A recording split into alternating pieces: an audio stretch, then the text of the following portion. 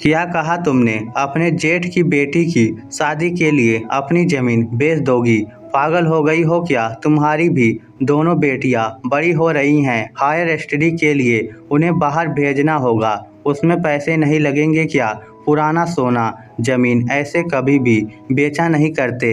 ये गड़ा धन मुसीबत के समय ही काम आता है, और वैसे भी वह तेरे सगे जेठ जेठानी तो है नहीं, तेरे पति के ताऊ जी के बेटा बहू हैं। उनके लिए इतना क्या करना, ज़्यादा से ज़्यादा सोने की अंगूठी या कान के झुमके दे देना शगुन में। माया जी ने अपनी बेटी पूजा से कहा, सच कहा माँ, वह मेरे सगे जेठ जेठानी नहीं हैं, तो भी उन्होंने सगे से बढ़कर हमारे लिए किया है।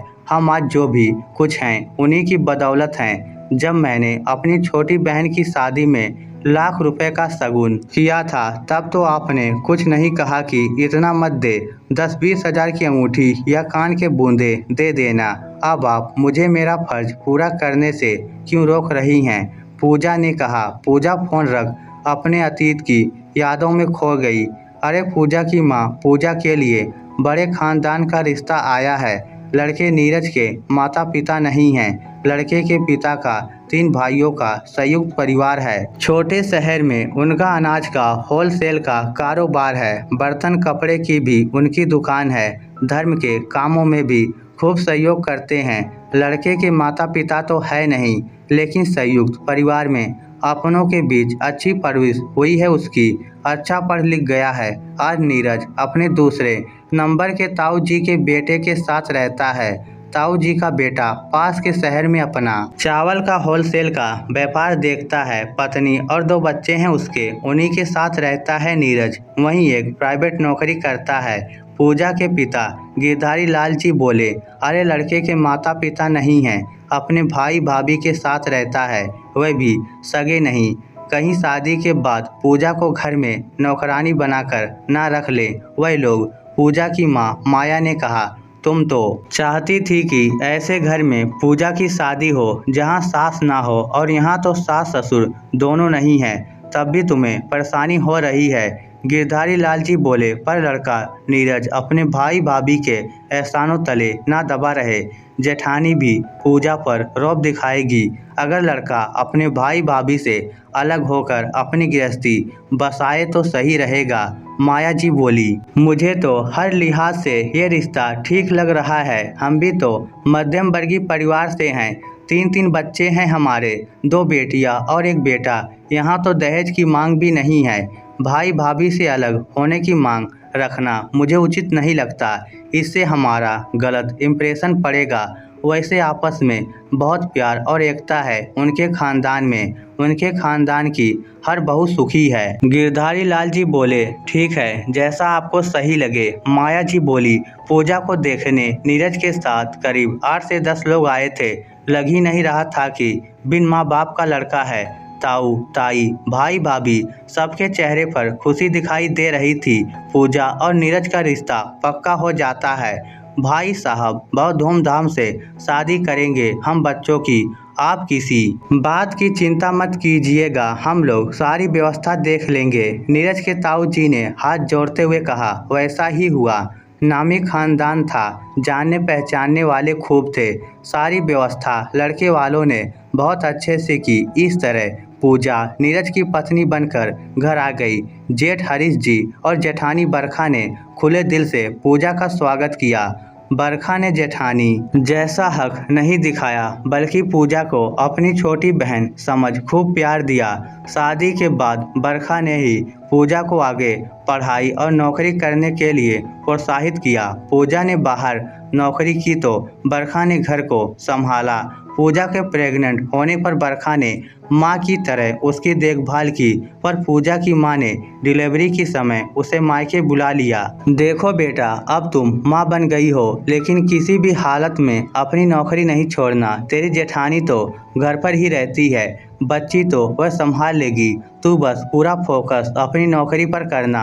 सबके सहयोग से बच्ची कब बड़ी हो जाएगी तुझे पता ही नहीं चलेगा। फिर जब तेरा प्रमोशन हो जाएगा बच्ची स्कूल जाने लगेगी तो घर अलग लेकर अलग गृहस्थी बसा लेना।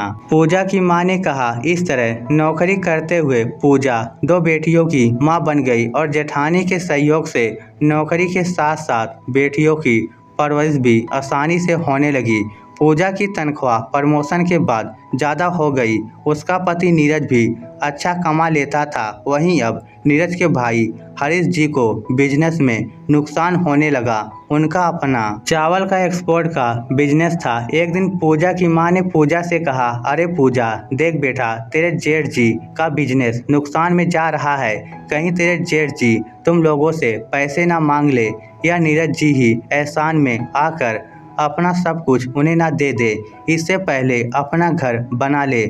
जब पैसे ही पास नहीं होंगे तो देने का सवाल ही नहीं होगा।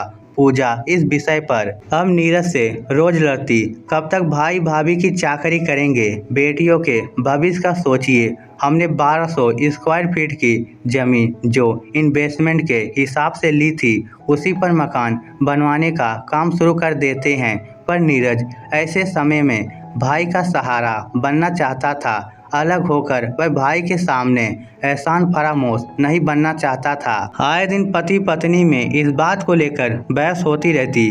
बड़े भैया की अनुभवी आंखों से कुछ ना छिपा रहा। एक दिन उन्होंने खुद नीरज से कहा, नीरज, पूजा बहुत चाहती है कि तुम लोग अलग रहो। तो नीरज, तुम्हें शादीशुदा जिंदगी में शांति बनाए रखने के लिए अपनी पत्नी की बात मान लेनी चाहिए। और वैसे भी हम रहेंगे तो एक ही शहर में आते जाते रहेंगे एक दूसरे के पास। बड़े भैया ने भारी मन के साथ कहा। बड़े भैया हरीश जी का बिजनेस घाटे में जा रहा था। वहीं उनकी बेटी के लिए सामने से अच्छे घर से रिश्ता आ गया।